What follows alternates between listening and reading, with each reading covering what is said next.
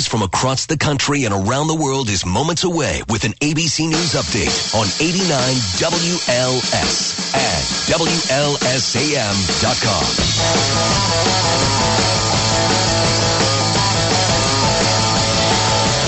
524. Awake with Jake, the NATO special. Everyone's got a beef. What's your beef?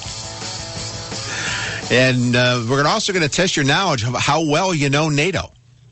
You should know it. You should know it backwards and forwards right now. We're going to have Jim Johnson later on with the news, and it'll be traffic all during my show and all during the weekend right here on 89 WLS today and tomorrow. Jim and Gary, you're on 89 WLS. Hey, good morning, Jake. Good morning. I've got two things. As far as NATO, the thing I don't understand is why this thing wasn't held on an Air Force base in the middle of nowhere. It really didn't need to be held in the middle of our city, and especially during White Sox Cubs week. But are they going out? Are they going out to Cubs Park today for some sort of ceremony?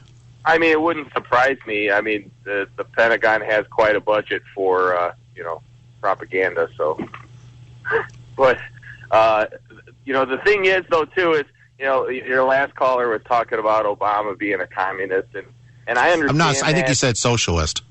Okay, well, either way, there's a difference.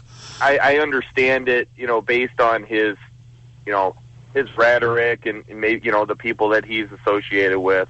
But the fact of the matter is, you look at what he's done. He hasn't changed the course from Bush, who increased the size of government by 70%.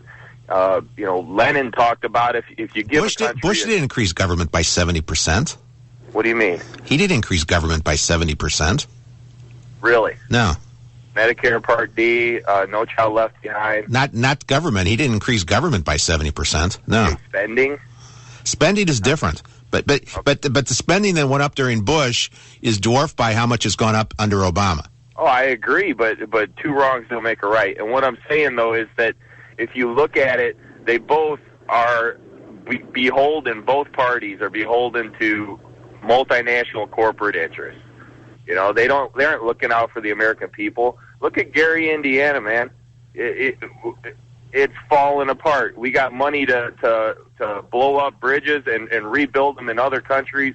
We're watching the borders between Afghanistan and Pakistan. We don't even watch our own borders, man. Gary, you're one of the crown jewels of the Chicago airport system. It's O'Hare, Midway, and Gary. Well, I mean, an airport doesn't make a city, though, bud. Yeah, but how about weren't you proud of all those world leaders that started flying in yesterday through Gary? I'm sorry? Didn't you see any of the world leaders that flew in through Gary International yesterday, and they're going to be doing it today and tomorrow?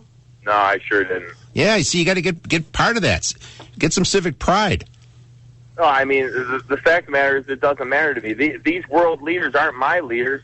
That's part of the problem here is that the United States has sacrificed so much of its sovereignty through all these treaties that our great-grandfathers signed, And in the meantime, we're just going bankrupt trying to be the police of the world. We are going bankrupt doing that. Thank you, Jim. I mean, Karzai, he needs $4 billion a year to keep security up once we pull out. And he can only contribute $500 million. So he's $3.5 billion short. So that's why he's in Chicago, to raise some money.